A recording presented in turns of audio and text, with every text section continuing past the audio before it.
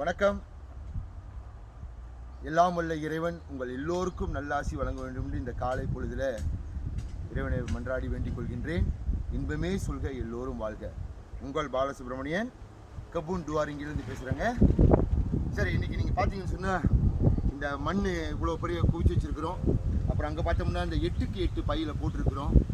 8க்கு 8 by என்னன்னு சொன்னால் முதல்ல இங்கே வந்து ஒரு கிட்டத்தட்ட ஒரு 300 மிளகாய் செடிகள் நடலான்னு முயற்சி பண்ணியிருக்கிறோம். ஆக முதல் கட்டமாக இந்த மிளகாய் செடிகளுக்கு இந்த சின்ன பைகளில் போட்டு மண்ணை நிரப்பி இதில் தான் வந்து நம்ம விதைகள் நடப்போகிறோம். ஸோ இன்றைக்கி காலையில் 9 மணிலேருந்து இப்போ வரைக்கும் இந்த 300 பையை நம்ம போட்டுட்டோம். ஸோ இது ரெடி, ஓகேங்களா? ஓகே, இன்றைக்கி என்ன வேலை செஞ்சோன்றது மட்டும் தான் சொல்கிறேன்.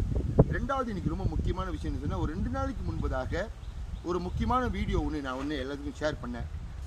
நான் நினைக்கிறேன் நிறைய நண்பர்கள், நாட்டில் உள்ள நெட்டிசன்ஸ் நிறைய பேர் வந்து அதை லைக் பண்ணியிருக்காங்க, ஷேர் பண்ணியிருக்காங்க. கிட்டத்தட்ட ஒரு 6000 பேரை வந்து மக்களை போய் ரீச் பண்ணியிருக்கிற மாதிரி நான் பார்த்தேன். எனக்கு இந்த சோஷியல் மீடியா அனுபவங்கள் இருந்தாங்க கூட இந்த 6000 பேருன்றது நண்பர் தான் சொல்லி தான் எனக்கு தெரியும். ஸோ அது வந்து ஒரு நல்ல இது. உங்கள் அனைவருக்குமே நன்றி. ஸோ அந்த 2 நாளைக்கு முன்னால் போட்ட வீடியோ என்னன்னு சொன்னால், இந்த தானா தியோஎல்னு சொல்லுவோம் இல்லைங்களா, இந்த புறம்போக்கு நிலங்கள், அரசாங்கத்தினுடைய புறம்போக்கு நிலங்கள், மற்றவர்களுக்கு உரிமை இல்லாத அரசாங்கத்தினுடைய நிலங்கள், இந்த மண்ணை எப்படி அப்ளை பண்ணுறது, how to apply, the process.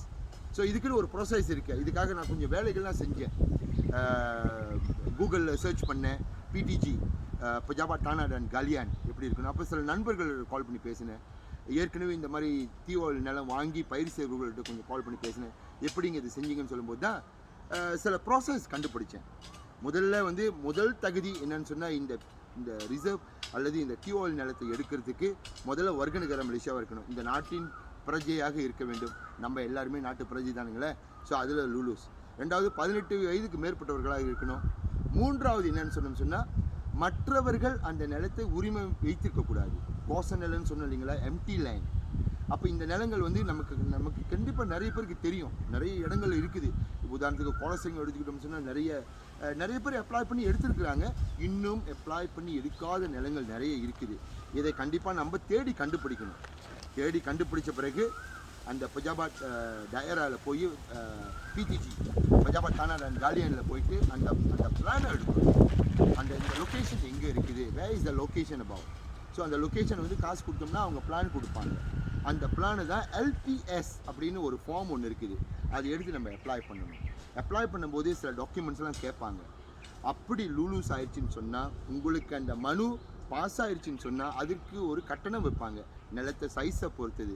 சின்ன நிலமாக இருக்கலாம், அதுக்கு சின்ன கட்டணம். இன்னும் ஒரு 2 ஏக்கர் 3 ஏக்கர் 5 ஏக்கர் உள்ள நிலங்கள் கூட இருக்கலாம், அதுக்கு வேறு கட்டணங்கள் இருக்கும். ஸோ இதுதாங்க ப்ரோசஸ். அப்ளை பண்ணுற அத்தனை பேருக்கும் கிடைச்சிருன்னு ஒரு உத்தரவாதம் கிடையாது. இருந்தாலும் இது ஒரு வாய்ப்புன்னு தான் சொல்ல வரேன். கண்டிப்பாக நிறைய நம்ம பயிர் செய்து கொண்டிருக்கின்றோம். நம்ம இனம் பயிர் செய்யக்கூடிய ஒரு இனம். நமக்கும் பயிர் செய்வதற்கும் விவசாயத்திற்கும் ரொம்ப தூரமே கிடையாது. நம்ம எல்லாம் விவசாயிகளாக வாழ்ந்தவர்கள், தோட்டங்களில் பயிர் செய்தவர்கள். கண்டிப்பாக நல்ல உழைப்பாளிகள் என்பது எந்த ஒரு மாற்று கருத்தும் கிடையாது. ஆனால் அதே வேளையில் இந்த மாதிரி அரசாங்கத்தினுடைய புறம்போக்கு நிலத்துங்களை நம்ம வந்து அப்ளை பண்ணி எடுத்து அதிகாரப்பூர்வமாக நம்மளால செய்ய முடியுன்றதுக்காக தான் அந்த ப்ராசஸ் நான் சொன்னேன். சரிங்களா? கண்டிப்பாக நீங்கள் அத்தனை பேருமே அதை அப்ளை பண்ணணும். இந்த விவசாயத்துக்குள்ளே வரவங்க, இன்றைக்கி கோவிட் பேண்டமிக்கோட பிரச்சனை வந்துட்டு நம்மளோட வாழ்க்கையில் திருப்பி போட்டுருச்சு. நிறைய பேர் பட்டதாரிகள் வேலை இல்லாமல் இருக்கிறாங்க. நிறைய பெரிய பெரிய துறைகளில் வேலை செய்தவர்கள்லாம் வேலை இல்லாமல் இருக்கின்றாங்க. உதாரணத்துக்கு சில விமானம் பைலட்டாக இருந்தவங்க கூட இன்றைக்கி பர்கர் விற்கிறாங்க. இந்த மாதிரி வாழ்க்கை தடம் பொருளை வச்சிருச்சு. ஸோ நான் என்ன சொல்கிறேன்னா, இதுவும் ஒரு வழின்னு சொல்ல வரேன். இது மட்டுமே இல்லை, இதுவும் ஒரு வழி. முயற்சி பண்ணலாமே. சரிங்களா? அப்புறம் பேசுனது இன்றைக்கி நம்மளோட கொள்ளையில் முதல் ப்ரோசஸ் வந்து அந்த 8க்கு 8 பையில் ட்ரான்ஸ்ஃபர் பண்ணி, இதிலேருந்து நம்ம வந்து 16க்கு 16 பை ட்ரான்ஸ்ஃபர் பண்ணி தான் அந்த செய்ய போகின்றோம். ரெண்டாவது, இந்த தீவோல் நிலத்தை பற்றி பேசியிருந்தேன், அந்த ப்ரோசஸ் பேசியிருந்தேன். ஸோ இதற்கெல்லாம் நீங்கள் பாருங்கள், கூகுளில் போய் பாருங்கள். கண்டிப்பாக நீங்கள் கூகுளில் போய் பார்த்தீங்கன்னு சொன்னால் பிடிஜின்னு தட்டினாலே நிறைய வந்துடும். நிறைய ஃபைல்ஸ் இருக்குது. ஒவ்வொரு பஜாபா டயராலையும் நீங்கள் வந்து போய் பார்க்கலாம். அது சம்மந்தமான இன்ஃபர்மேஷனை போய் கேளுங்க. இந்த மாதிரி நிலங்கள் இருந்தால் எப்படி அப்ளை பண்ணுறதுன்னு கேட்டு தெரிந்து கொள்ளுங்கள். அங்கே இருக்கக்கூடிய நம்மளுடைய தலைவர்கள்ட்ட கேட்கலாம், நண்பர்கள்ட்ட கேட்டு தெரிந்து போய் பாருங்கள். இந்த பேஜ் உங்களுக்கு பிடிச்சிருந்துச்சின்னா லைக் பண்ணுங்கள், ஷேர் பண்ணுங்கள், சப்ஸ்கிரைப் பண்ணுங்கள், அதுதான் ரொம்ப முக்கியம். ஏன்னா இந்த மாதிரி நிறைய விஷயங்கள் உங்கள்கிட்ட நான் கொடுக்கணும்னு நினைக்கிறேன். சப்ஸ்கிரைப் பண்ணிவிட்டு அந்த பெல் பட்டன் இருக்கும், அதை அமுக்குங்க. கண்டிப்பாக இது நிறைய மக்களை போய் சேர வேண்டும். நம்மளும் விவசாயத்தில் ஒரு வெற்றி பெற்ற மக்களாக நம்ம வாழ வேண்டும் அப்படின்னு வேண்டிக் கொள்கின்றேன். சரிங்களா என்று கூறிக்கொண்டு உங்களிடம் விடைபெறுவது உங்கள் பாலசுப்ரமணியம். வாழ்க வளமுடன், வாழ்க வளமுடன், வாழ்க வளமுடன்.